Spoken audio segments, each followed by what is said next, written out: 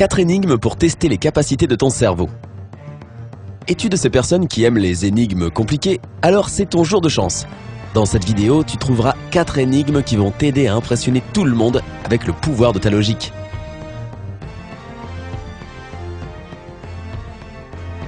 Tu auras 15 secondes après chaque énigme pour trouver la réponse. Si tu as besoin de plus de temps, clique sur pause. Tu auras tout le temps. Prêt à relever le défi? Allez, c'est parti!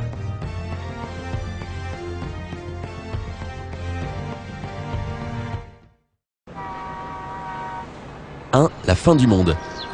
Ce mercredi-là, la vie dans la grande ville était normale. Les gens se ruaient au travail, les taxis étaient bloqués dans les bouchons et les enfants allaient à l'école. Sans prévenir, un coup de tonnerre puissant a fait trembler le sol.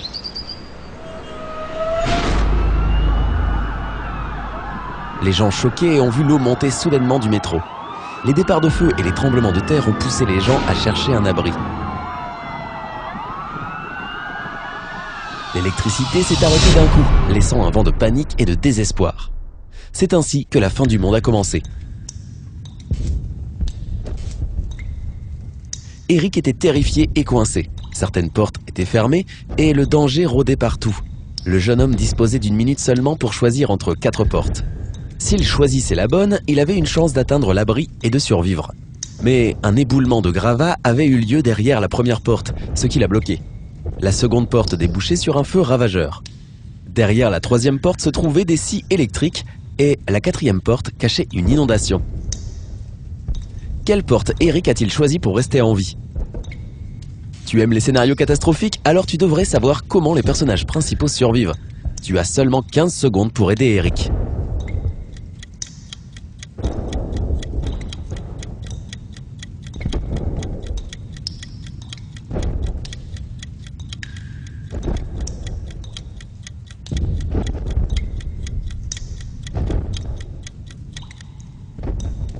As-tu trouvé la solution? La porte 3 est la bonne réponse. Te rappelles-tu que l'électricité ne fonctionnait plus? C'est pourquoi les scies électriques ne feront pas de mal à Eric. S'il choisit la troisième porte, il a toutes les chances de survivre à la fin du monde.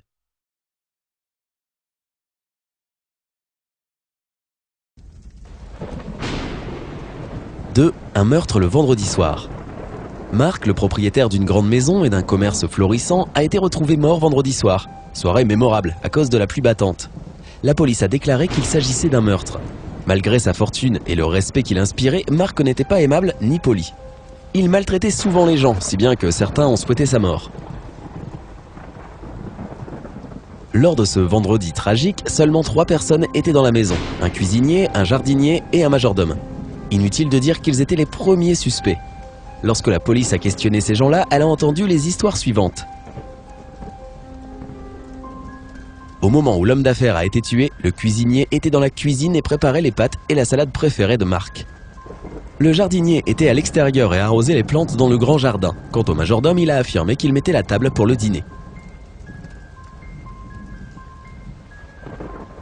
Même si tout le monde a de solides alibis, la police a de suite arrêté le meurtrier. Qui était-il? Tu as 15 secondes pour résoudre ce mystère et punir le criminel.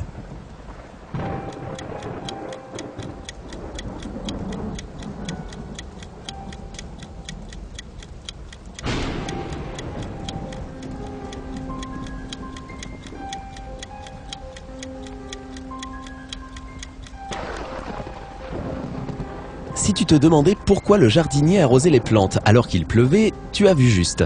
C'est parce qu'il n'était pas dans le jardin. Il était en train de tuer son employeur.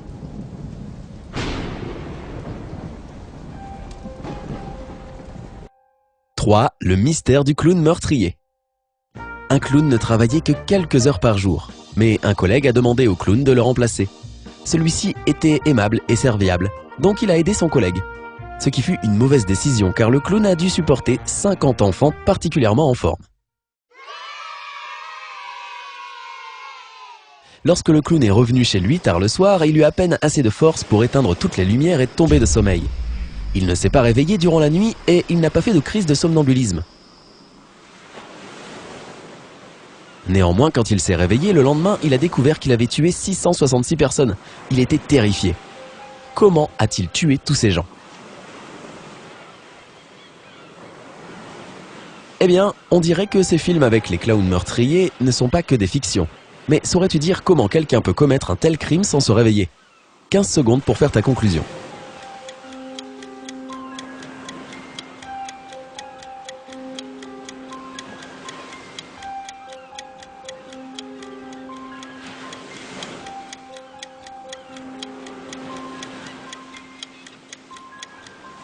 En fait, le clown vivait dans un phare. C'est pourquoi il n'avait que quelques heures par jour pour revêtir son costume de clown. Cette nuit-là, il était tellement fatigué qu'il a éteint toutes les lumières de sa maison. Cela a provoqué le naufrage de plusieurs bateaux qui a engendré la mort de 666 personnes. Je viens d'avoir une idée de film génialissime. Le clown du phare. Non? Tu crois que ça ne marchera pas? Bon, d'accord. 4. Un meurtrier dans une pièce fermée. Monsieur Jean a été retrouvé mort dans une mare de sang. Mais il n'y avait pas de fenêtre dans cette pièce et la porte était fermée de l'intérieur. La police savait que Sherlock Holmes aimait ce genre de mystère. Ils ont donc immédiatement appelé le détective. En arrivant, il a examiné la scène de crime et a questionné les 4 personnes qui avaient la clé de la pièce.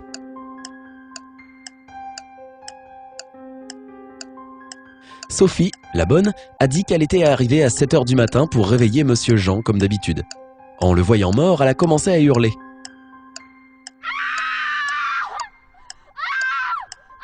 Patrick, le domestique, a dit qu'en entendant quelqu'un hurler, il s'est précipité à l'étage, a allumé la lumière et a vu Monsieur Jean avec un couteau dans le cou.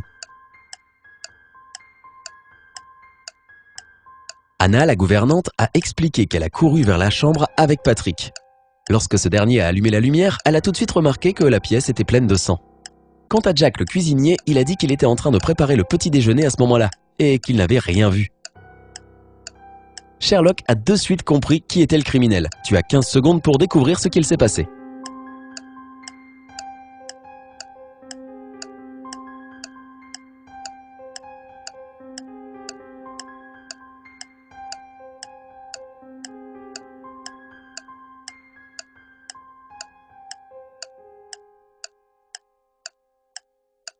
Le meurtrier, ou plutôt la meurtrière, est Sophie.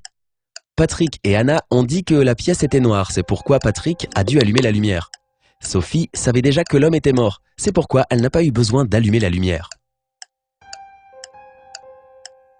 Combien d'énigmes as-tu pu résoudre? Laquelle était la plus difficile? Dis-nous dans les commentaires ci-dessous. N'oublie pas de cliquer sur s'abonner pour rester avec nous sur Sympa.